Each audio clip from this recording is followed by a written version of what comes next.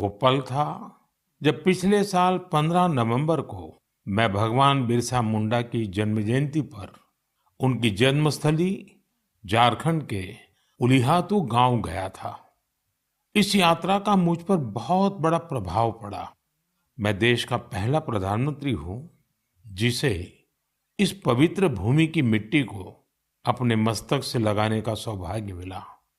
उस क्षण मुझे न सिर्फ स्वतंत्रता संग्राम की शक्ति महसूस हुई, बल्कि इस धरती की शक्ति से जुड़ने का भी अवसर मिला।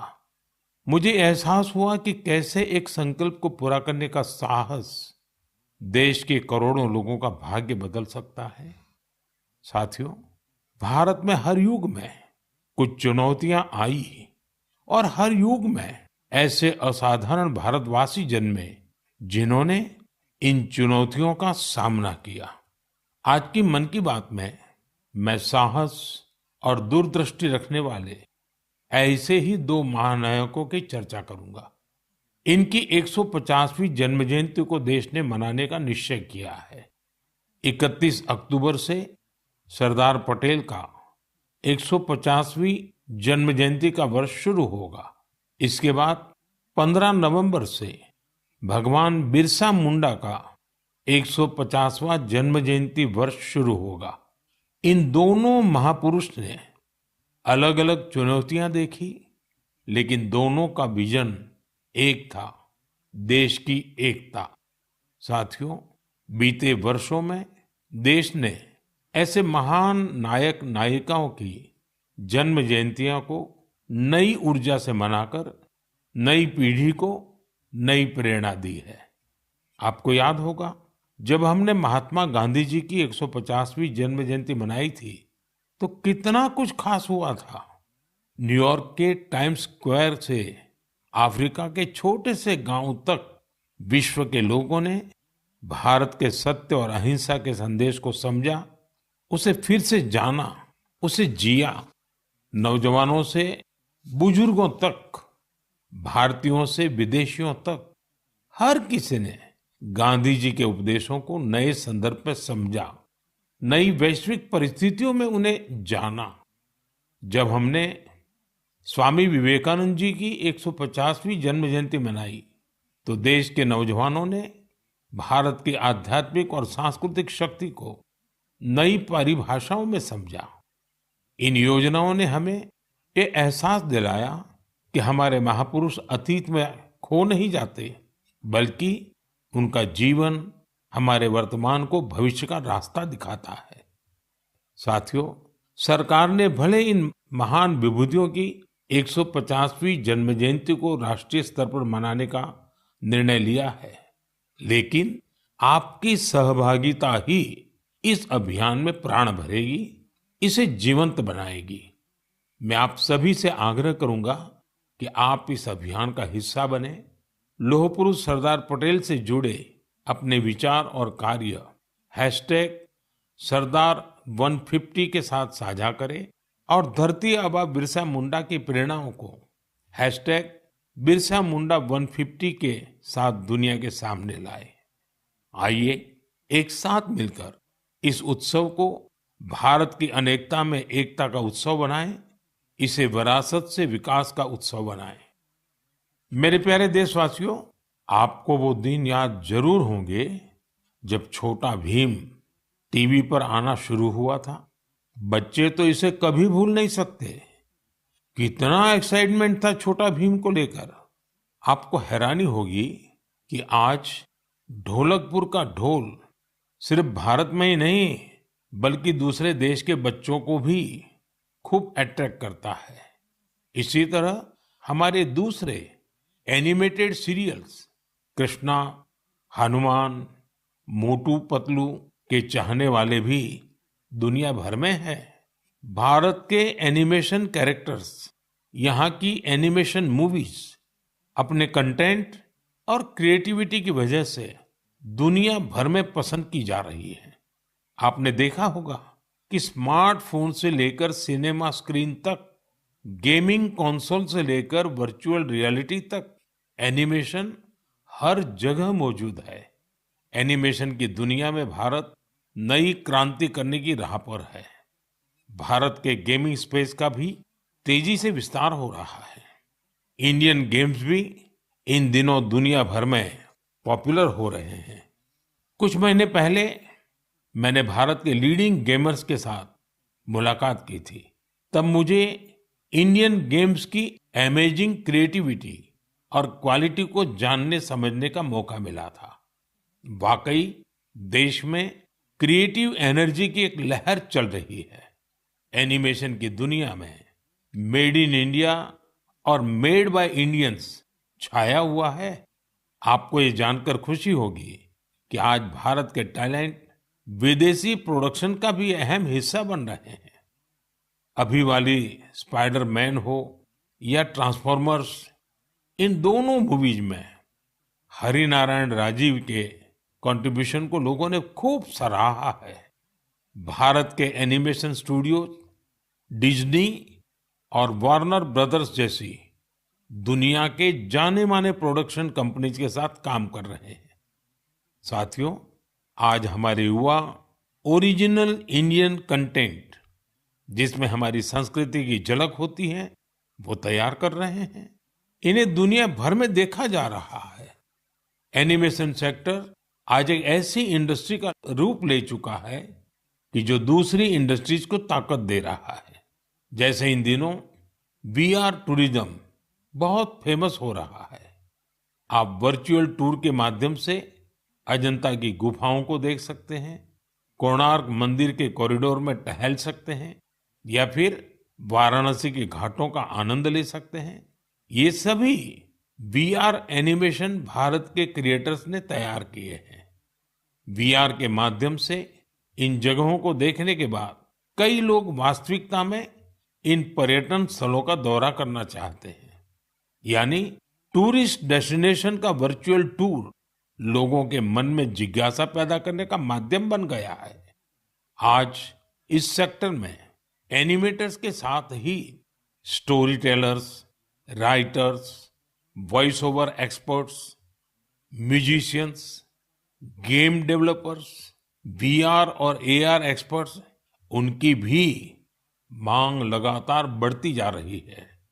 इसलिए मैं भारत के युवाओं से कहूंगा, अपनी क्रिएटिविटी को विस्तार दे। क्या पता दुनिया का अगला सुपरहिट एनिमेशन आपके कंप्यूटर से निकले। अगला वायरल गेम आपका क्रिएशन हो सकता है। एजुकेशनल एनिमेशंस में आपका इनोवेशन बड़ी सफलता हासिल कर सकता है। इसी 28 अक्टूबर को यानी कल वर्ल्ड एनिमेशन डे भी मनाया जाएगा। आइए हम भारत को ग्लोबल एनिमेशन पावर हाउस बनाने का संकल्प लें। मेरे प्यारे देशवासियों, स्वामी विवेकानंद ने एक बार सफलता का मंत्र दिया था। उनका मंत्र था, कोई एक आइडिया लीजिए, उस एक आइडिया को अपनी जिंदगी बनाइए, उसे सोचिए, उसका सपना देखिए, उसे जीना शुरू करिए। आज आत्मनिर्भर भारत अभियान भी सफलता के इसी मंत्र पर चल रहा है। ये अभियान हमारी सामूहिक चेतना का हिस्सा बन गया है, लगातार पग पग पर हमारी प्रेरणा बन गया है। आत्मनिर्भरता हमारी पॉलिसी ही नहीं, हमारा पैशन बन गया है। बहुत साल नहीं हुए, सिर्फ 10 साल पहले की बात है। तब अगर कोई कहता था कि किसी कॉम्प्लेक्स टेक्नोलॉजी को भारत में विकसित करना है, तो कई लोगों को विश्वास नहीं होता था, तो कई उपहास उड़ाते थे। लेकिन आज वही लोग देश की सफलता को देखकर अचंभे में रहते हैं।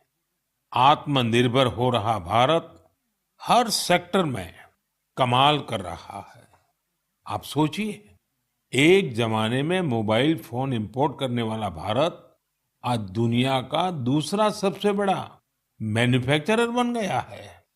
कभी दुनिया में सबसे ज्यादा डिफेंस इक्विपमेंट खरीदने वाला भारत आज 85 देशों को एक्सपोर्ट भी कर रहा है। स्पेस टेक्नोलॉजी में भारत आज चंद्रमा के साउथ पोल पर पहुंचने वाला पहला देश बना है। और एक बात तो मुझे सबसे ज्यादा अच्छी लगती है, वो ये है कि आत्मनिर्भरता का ये अभियान अब सिर्फ सरकारी अभियान नहीं है। अब आत्मनिर्भर भारत अभियान एक जन अभियान बन रहा है। हर क्षेत्र में उपलब्धियां हासिल कर रहे हैं। जैसे इसी महीने लद्दाख के हानले में हमने एशिया की सबसे बड़ी इमेजिंग टेलीस्कोप मैस का भी उद्घाटन किया है। ये 4,300 मीटर की ऊंचाई पर स्थित है। जानते हैं इसकी भी खास बात क्या है? ये मेड इन इंडिया है। सोचिए, जिस स्थान पर -30 डिग्री की ठंड पड़ती हो, जहां ऑक्सीजन तक का अभाव हो, वहां हमारे वैज्ञानिकों और लोकल इंडस्ट्री ने वो कर दिखाया है जो एशिया के किसी देश ने नहीं किया। हानले का टेलीस्कोप भले ही दूर की दुनिया देख रहा हो, लेकिन ये हमें एक चीज और भी दिखा रहा है, और ये चीज है आत्मनिर्भर भारत का सामर्थ्य। साथियों, मैं चाहता हूं आप भी एक काम जरूर करें। आत्मनिर्भर होते भारत के ज्यादा से ज्यादा उदाहरण, ऐसे प्रयासों को शेयर करिए। आपने अपने पड़ोस में कौन सा नया इनोवेशन देखा? किस लोकल स्टार्टअप ने आपको सबसे ज्यादा इम्प्रेस किया? हैशटैग आत्मनिर्भर इनोवेशन के साथ सोशल मीडिया पर ये जानकारियां लिखिए और आत्मनिर्भर भारत का उत्सव मनाइए। त्योहारों के इस मौसम में तो हम सब आत्मनिर्भर भारत के इस अभियान को और मजबूत करते हैं। हम वोकल फॉर लोकल के मंत्र के साथ अपनी खरीदारी करते हैं। ये नया भारत है जहां इम्पॉसिबल सिर्फ एक चैलेंज है, जहां मेक इन इंडिया अब मेक फॉर द वर्ल्ड बन गया है, जहां हर नागरिक इनोवेटर है, जहां हर चैलेंज एक अपॉर्चुनिटी है। हमें न सिर्फ भारत को आत्मनिर्भर बनाना है, बल्कि अपने देश को इनोवेशन के ग्लोबल पावर हाउस के रूप में मजबूत भी करना है। मेरे प्यारे देशवासियों, मैं आपको एक ऑडियो सुनाता हूं। हेलो सर नमस्ते सर। नमस्ते सर बोलिए सर। देखिए, जो आपने एफआईआर नंबर मुझे सेंड किया है, इस नंबर के खिलाफ 17 कंप्लेंट्स हमारे पास। आप ये नंबर यूज कर रहे हैं? मैंने नहीं यूज करता हूँ सर। अभी कहाँ से बात कर रहे हो? सर कर्नाटका सर, वो घर में हूँ सर। ओके, इसके लिए आप अपनी स्टेट में रिकॉर्ड करवाइए ताकि ये नंबर ब्लॉक कर दिया जाए, फ्यूचर में आपको कोई प्रॉब्लम ना हो। Okay, yes sir. अभी मैं आपको कनेक्ट कर रहा हूँ, ये आपका इन्वेस्टिगेशन ऑफिसर है। आप अपनी स्टेट में रिकॉर्ड करवाइए ताकि ये नंबर ब्लॉक कर दिया जाए। Okay, yes sir, yes sir, yes sir. अब बताइएगा मैं किसके साथ बात कर रहा हूँ। अपना आधार कार्ड मुझे शो कीजिएगा वेरीफाई करने के लिए, बताइएगा। सर मेरे पास अभी नहीं है sir Aadhaar card sir, please sir. Phone आपके फोन में है? नहीं सर। फोन में आधार कार्ड की पिक्चर नहीं है आपके पास? नहीं है सर। नंबर याद है आपको? सर नहीं है सर, नंबर भी याद नहीं है सर। हमने सिर्फ वेरीफाई करना है। ओके, वेरीफाई करने के लिए नहीं सर। आप डरिए ना, डरिए ना। अगर आपने कुछ नहीं किया तो आप डरिए ना। हाँ सर, हाँ सर। अगर आपके पास आधार कार्ड है तो मुझे दिखा दीजिए वेरीफाई करने के नहीं लिए। सर, नहीं सर, मैं गांव को आया था सर, घर में है सर। Okay, coming. जय हिंद। इस व्यक्ति के वन साइड वीडियो का रिकॉर्ड करो as per the protocol. Okay, ये ऑडियो सिर्फ जानकारी के लिए नहीं, ये कोई मनोरंजन वाला ऑडियो नहीं है। एक गहरी चिंता को लेकर के ऑडियो आया है। आपने अभी जो बातचीत सुनी, वो डिजिटल अरेस्ट के फरेब की है। ये बातचीत एक पीड़ित और फ्रॉड करने वाले के बीच हुई है। डिजिटल अरेस्ट के फ्रॉड में फोन करने वाले कभी पुलिस, कभी सीबीआई, कभी नारकोटिक्स, कभी आरबीआई, ऐसे भांति भांति के लेबल लगाकर बनावटी अधिकारी बनकर बात करते हैं और बड़े कॉन्फिडेंस के साथ करते हैं। मुझे मन की बात के बहुत से श्रोताओं ने कहा कि इसकी चर्चा जरूर करनी चाहिए। आइए, मैं आपको बताता हूं, ये फ्रॉड करने वाली गैंग काम कैसे करती है, ये खतरनाक खेल क्या है, आपको भी समझना बहुत जरूरी है, औरों को भी समझाना उतना ही आवश्यक है। पहला दाव, आपकी व्यक्तिगत जानकारी, वो सब जुटा करके रखते हैं। आप पिछले महीने गोवा गए थे, है ना?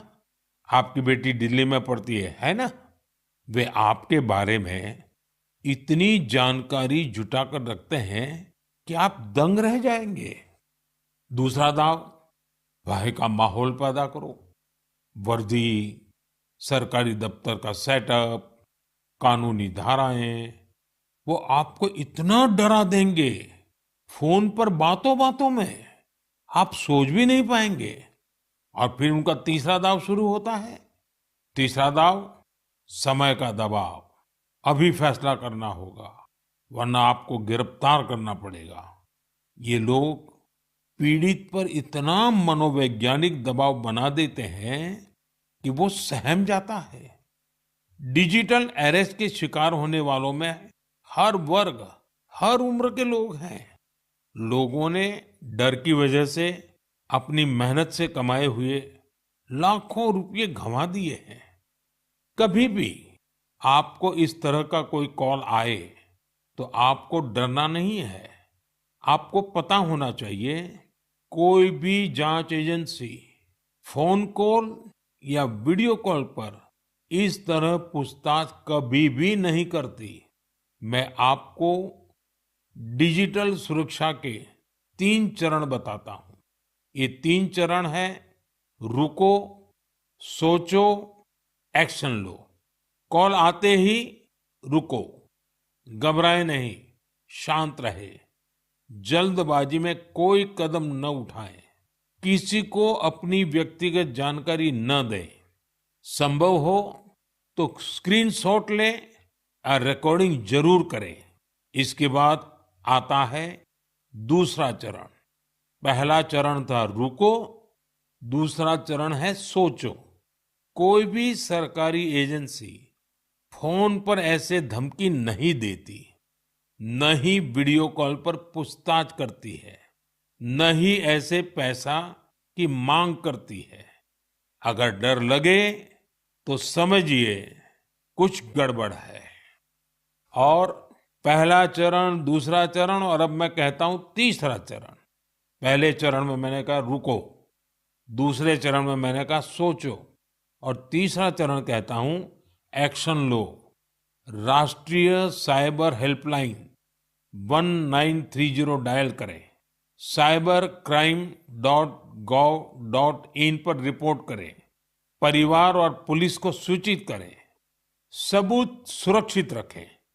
रुको, बाद में सोचो और फिर एक्शन लो। ये 3 चरण आपकी डिजिटल सुरक्षा का रक्षक बनेंगे। साथियों, मैं फिर कहूंगा, डिजिटल अरेस्ट जैसी कोई व्यवस्था कानून में नहीं है। ये सिर्फ फ्रॉड है, फरेब है, झूठ है, बदमाशों का गिरोह है। और जो लोग ऐसा कर रहे हैं वो समाज के दुश्मन है। डिजिटल अरेस्ट के नाम पर जो फरेब चल रहा है, उससे निपटने के लिए तमाम जांच एजेंसियां राज्य सरकारों के साथ मिलकर काम कर रही है। इन एजेंसियों में तालमेल बनाने के लिए नेशनल साइबर कोऑर्डिनेशन सेंटर की स्थापना की गई है। एजेंसियों की तरफ से ऐसे फ्रॉड करने वाली हजारों वीडियो कॉलिंग आईडी को ब्लॉक किया गया है। लाखों सिम कार्ड, मोबाइल फोन और बैंक अकाउंट्स को भी ब्लॉक किया गया है। एजेंसियां अपना काम कर रही है, लेकिन डिजिटल अरेस्ट के नाम पर हो रहे स्कैम से बचने के लिए बहुत जरूरी है हर किसी की जागरूकता, हर नागरिक की जागरूकता। जो लोग भी इस तरह के साइबर फ्रॉड का शिकार होते हैं, उन्हें ज्यादा से ज्यादा लोगों को इसके बारे में बताना चाहिए। आप जागरूकता के लिए सेफ डिजिटल इंडिया का प्रयोग कर सकते हैं। मैं स्कूलों और कॉलेजों को भी कहूंगा कि साइबर स्कैम के खिलाफ मुहिम में छात्रों को भी जोड़ें। समाज में सबके प्रयासों से ही हम इस चुनौती का मुकाबला कर सकते हैं। मेरे प्यारे देशवासियों, हमारे बहुत सारे स्कूली बच्चे कैलीग्राफी यानी सुलेख में काफी दिलचस्पी रखते हैं। इसके जरिए हमारी लिखावट साफ, सुंदर और आकर्षक बनी रहती है। आज जम्मू कश्मीर में इसका उपयोग लोकल कल्चर को लोकप्रिय बनाने के लिए किया जा रहा है। यहाँ के अनंतनाग की फिरदौसा बशीर जी, उनको कैलीग्राफी में महारत हासिल है। इसके जरिए वे स्थानीय संस्कृति के कई पहलुओं को सामने ला रही हैं। फिरदौसा जी की कैलीग्राफी ने स्थानीय लोगों, विशेषकर युवाओं को अपनी ओर आकर्षित किया है। ऐसा ही एक प्रयास उधमपुर के गोरीनाथ जी भी कर रहे हैं। एक सदी से भी अधिक पुरानी सारंगी के जरिए वे डोगरा संस्कृति और विरासत के विभिन्न रूपों को सहेजने में जुटे हैं। सारंगी की धुनों के साथ वे अपनी संस्कृति से जुड़ी प्राचीन कहानियां और ऐतिहासिक घटनाओं को दिलचस्प तरीके से बताते हैं। देश के अलग-अलग हिस्सों में भी आपको ऐसे कई असाधारण लोग मिल जाएंगे जो सांस्कृतिक विरासत के संरक्षण के लिए आगे आए हैं। डी वैकुंठम करीब 50 साल से चेरियाल फोक आर्ट को लोकप्रिय बनाने में जुटे हैं। तेलंगाना से जुड़ी इस कला को आगे बढ़ाने का उनका यह प्रयास अद्भुत है। चेरियाल पेंटिंग्स को तैयार करने की प्रक्रिया बहुत ही यूनिक है। यह एक स्क्रोल के स्वरूप में कहानियों को सामने लाती है। इसमें हमारी हिस्ट्री और माइथोलॉजी की पूरी झलक मिलती है। छत्तीसगढ़ में नारायणपुर के बुटलू राम माथरा जी अबुझ माड़िया जनजाति की लोक कला को संरक्षित करने में जुटे हुए हैं। पिछले 4 दशकों से वे अपने इस मिशन में लगे हुए हैं। उनकी ये कला बेटी बचाओ, बेटी पढ़ाओ और स्वच्छ भारत जैसे अभियान से लोगों को जोड़ने में भी बहुत कारगर रही है।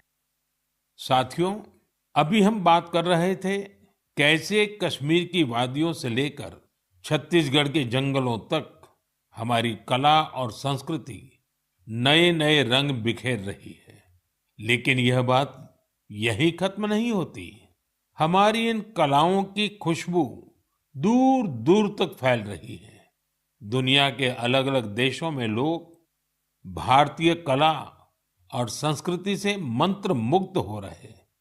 जब मैं आपको उधमपुर में गुंती सारंगी की बात बता रहा था, तब मुझे याद आया कि कैसे हजारों मील दूर रूस के शहर याकुत्स्क में भी भारतीय कला की मधुर धुन गूंज रही है। कल्पना कीजिए, सर्दी का एकाध दिन, -65 डिग्री तापमान, चारों तरफ बर्फ की सफेद चादर और वहां एक थिएटर में दर्शक मंत्र मुग्ध होकर देख रहे हैं कालिदास की अभिज्ञान शाकुंतलम। क्या आप सोच सकते हैं, दुनिया के सबसे ठंडे शहर याकुत्स्क में भारतीय साहित्य की गर्मजोशी? ये कल्पना नहीं, सच है। हम सबको गर्व और आनंद से भर देने वाला सच। साथियों, कुछ हफ्ते पहले मैं लाओस भी गया था। वो नवरात्रि का समय था और वहां मैंने कुछ अद्भुत देखा। स्थानीय कलाकार फलक फलम प्रस्तुत कर रहे थे, लाओस की रामायण। उनकी आंखों में वही भक्ति, उनके स्वर में वही समर्पण जो रामायण के प्रति हमारे मन में है। इसी तरह कुवैत में श्री अब्दुल्ला अल बारून ने रामायण और महाभारत का अरबी में अनुवाद किया है। यह कार्य मात्र अनुवाद नहीं, बल्कि 2 महान संस्कृतियों के बीच एक सेतु है। उनका यह प्रयास अरब जगत में भारतीय साहित्य की नई समझ विकसित कर रहा है। पेरू से एक और प्रेरक उदाहरण है एर्लिंदा गार्सिया। वहां के युवाओं को भारतनाट्यम सिखा रही है और मारिया वाल्देस ओडिसी नृत्य का प्रशिक्षण दे रही है। इन कलाओं से प्रभावित होकर दक्षिण अमेरिका के कई देशों में भारतीय शास्त्रीय नृत्य की धूम मची हुई है। साथियों, विदेशी धरती पर भारत के ये उदाहरण दर्शाते हैं कि भारतीय संस्कृति की शक्ति कितनी अद्भुत है। ये लगातार विश्व को अपनी ओर आकर्षित कर रही है। जहां जहां कला है, वहां वहां भारत है। जहां जहां संस्कृति है, वहां वहां भारत है। आज दुनिया भर के लोग भारत को जानना चाहते हैं, भारत के लोगों को जानना चाहते हैं। इसलिए आप सभी से एक अनुरोध भी है, अपने आसपास ऐसी सांस्कृतिक पहल को कल्चरल ब्रिजेस के साथ साझा कीजिए। मन की बात में हम ऐसे उदाहरण पर आगे भी चर्चा करेंगे। मेरे प्यारे देशवासियों, देश के बड़े हिस्से में ठंड का मौसम शुरू हो गया है, लेकिन फिटनेस का पैशन, फिट इंडिया की स्पिरिट, इसे किसी भी मौसम से फर्क नहीं पड़ता। जिसे फिट रहने की आदत होती है, वो सर्दी, गर्मी, बरसात कुछ भी नहीं देखता। मुझे खुशी है कि भारत में अब लोग फिटनेस को लेकर बहुत ज्यादा जागरूक हो रहे हैं। आप भी देख रहे होंगे कि आपके आसपास के पार्कों में लोगों की संख्या बढ़ रही है। पार्क में टहलते बुजुर्गों, नौजवानों और योग करते परिवारों को देखकर मुझे अच्छा लगता है। मुझे याद है, जब मैं योग दिवस पर श्रीनगर में था, बारिश के बावजूद भी कितने ही लोग योग के लिए जुटे थे। अभी कुछ दिन पहले श्रीनगर में जो मैराथन हुई, उसमें भी मुझे फिट रहने का यही उत्साह दिखाई दिया। फिट इंडिया की ये भावना अब एक मास मूवमेंट बन रही है। साथियों, मुझे ये देखकर भी अच्छा लगता है कि हमारे स्कूल्स बच्चों की फिटनेस पर अब और ज्यादा ध्यान दे रहे हैं। फिट इंडिया स्कूल अवर्स भी एक अनोखी पहल है। स्कूल्स अपने फर्स्ट पीरियड का इस्तेमाल अलग अलग फिटनेस एक्टिविटीज के लिए कर रहे हैं। कितने ही स्कूलों में किसी दिन बच्चों को योग करवाया जाता है, कभी किसी दिन एरोबिक्स के सेशन होते हैं, तो एक दिन स्पोर्ट्स स्किल पर काम किया जाता है। किसी दिन खो खो और कबड्डी जैसे पारंपरिक खेल खिलाए जा रहे हैं और इसका असर भी बहुत शानदार है। अटेंडेंस अच्छी हो रही है, बच्चों का कंसंट्रेशन बढ़ रहा है और बच्चों को मजा भी आ रहा है। साथियों, मैं वेलनेस की ये ऊर्जा हर जगह देख रहा हूँ। मन की बात के भी बहुत से श्रोताओं ने मुझे अपने अनुभव भेजे हैं। कुछ लोग तो बहुत ही रोचक प्रयोग कर रहे हैं। जैसे एक उदाहरण है फैमिली फिटनेस आवर का, यानी एक परिवार हर वीकेंड 1 घंटा फैमिली फिटनेस एक्टिविटी के लिए दे रहा है। एक और उदाहरण इंडिजीनियस गेम्स रिवाइवल का है, यानी कुछ परिवार अपने बच्चों को ट्रेडिशनल गेम सिखा रहे हैं, खिला रहे हैं। आप भी अपनी फिटनेस रूटीन के एक्सपीरियंस #फिट इंडिया के नाम सोशल मीडिया पर जरूर शेयर कीजिए। मैं देश के लोगों को एक जरूरी जानकारी भी देना चाहता हूं। इस बार 31 अक्टूबर को सरदार पटेल जी की जयंती के दिन ही दीपावली का पर्व भी है। हम हर साल 31 अक्टूबर को राष्ट्रीय एकता दिवस पर रन फॉर यूनिटी का आयोजन करते हैं। दीपावली की वजह से इस बार 29 अक्टूबर यानी मंगलवार को रन फॉर यूनिटी का आयोजन किया जाएगा। मेरा आग्रह है, ज्यादा से ज्यादा संख्या में इसमें हिस्सा लीजिए। देश की एकता के मंत्र के साथ ही फिटनेस के मंत्र